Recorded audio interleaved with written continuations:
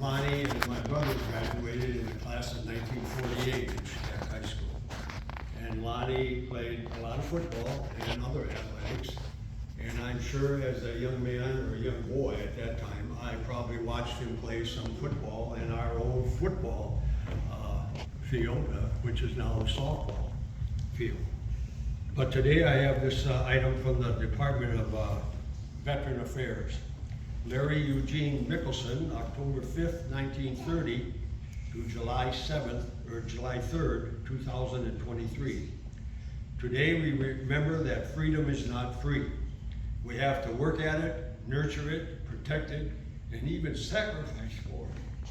May we never forget and always remember our brothers and sisters who have served so that we may enjoy the gift of freedom. So in this moment, we remember and give thanks for their dedication and selfless service to our nation and in the cause of freedom. In this solemn hour, we render our honor and gratitude. Now, with Lonnie graduating with my brother in 1948, I was the young guy around, about 9 or 10 years younger than those guys. And I remember Lonnie as always being excited, talking to him, and knew an awful lot about life. And I remember that I talked with Lonnie a significant amount of times over his Korean War career. And I'm with the Shatak Museum, and I was always pursuing his medals. And the story I always got about the medals was that they were in a flood in Chicago, and they were all ruined or disappeared. So I don't know what the family has done about medals, but he certainly deserved medals. And if you know anything about the Korean War, he was on the battle when the Chinese invaded North Korea, and was wounded at least once and maybe twice, and had certain memories about that probably for the rest of his life. So this is appropriate that they're recognizing Lonnie for his service.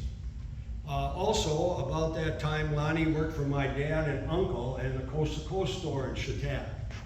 And at that time, after World War II, you couldn't get the metal fittings or the pipes for the heating ducts. And so I'm sure Lonnie worked in the metal shop that the Coast to Coast store had and handmade these heating ducts that we now are very common in all of our homes. And as I didn't recognize there was a gap in there when I lost track of Lonnie, and I started to visit with him when he was at Evergreen Apartments in Shatak. And I would go down there and sit around with Lonnie, and he was always in the chair where his TV was handy, and visited with him about his life and that career he had in the military. So this is appropriate that at this time we do honor him here. And he will be, I'm sure, placed in a memorial here at the Northern Wisconsin Veterans Cemetery. That's about it. I just have good things to say, and I'm surprised that his first name is Larry, because I never knew him as Larry. I always knew him as Lonnie, and so that's an interesting part of the story there too. So all I can say is I'm grateful for his service. I think we all are, and he entered the Marine Corps. I think his brother preceded him in the Marine Corps, didn't he? Yeah. Curtis. And Curtis was a little older. How many years older? 10, I believe. 10 years older? Yeah. And so Curtis, I knew it was around, but I don't recall dealing with Curtis. Lonnie was a little bit older and rambunctious, and was always a decent one to have around Shatak. Thank you very much. Thank you. Thank you. Yeah. Yeah. Wonderful. Yeah.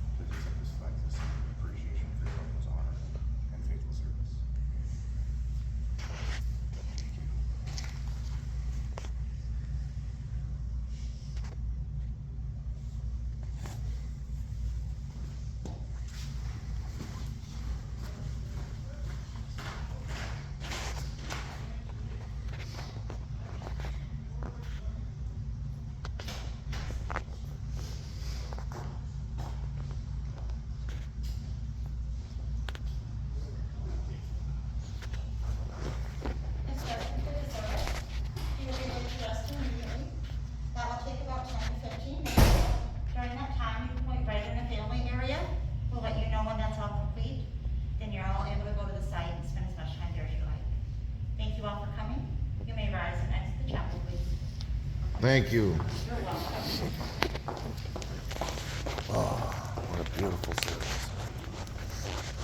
Oh, I gotta scan the audience.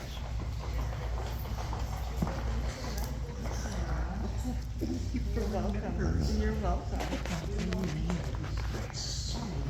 Look at, Yeah. see what, Kim, Yep, he's an Eagle they're Scout. picking up the bullets, Okay. and then they give them to the family Oh, from this 21 gun salute. Very, this is awesome. Wow.